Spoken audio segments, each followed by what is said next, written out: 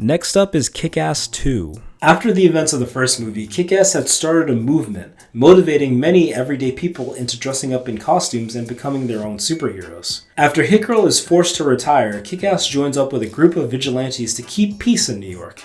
That is until Red Mist, now rebranded as the Motherfucker, plans to seek revenge and kill Kick-Ass once and for all. God, I forgot how nerdy and dorky Aaron Taylor Johnson looks in these movies.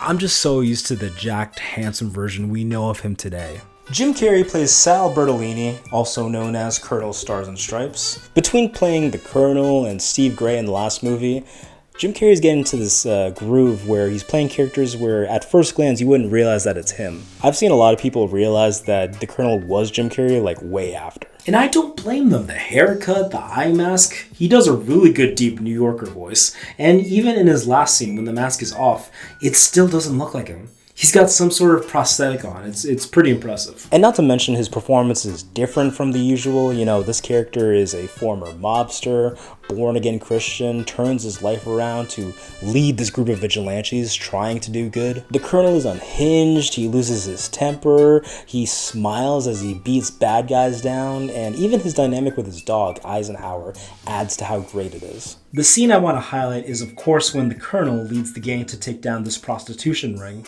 Jim Carrey gets this big fight scene getting to look like an action star for the first time. In this sequence, he looks equally unhinged and badass, and I love it.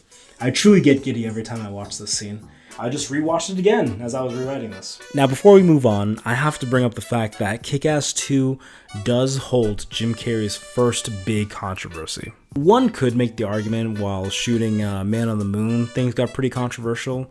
But this time around, things definitely do go up a whole new level. For those of you who don't know what I'm talking about, the TLDR is Jim Carrey did enjoy being a part of Kick-Ass 2 as they were shooting. However, a month after they wrapped, the real-life Sandy Hook school shooting took place.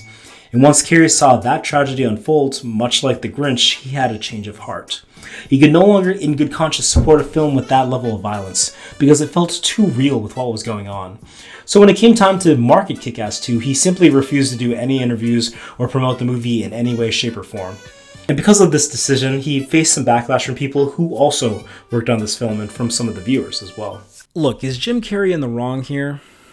I don't think so. I understand that the message and the theme of Kick-Ass is that you shouldn't go out there and commit all this violence for real. But at the end of the day, you know, fucked up things happen in this world of ours, and there's no telling how deeply that stuff is going to affect us.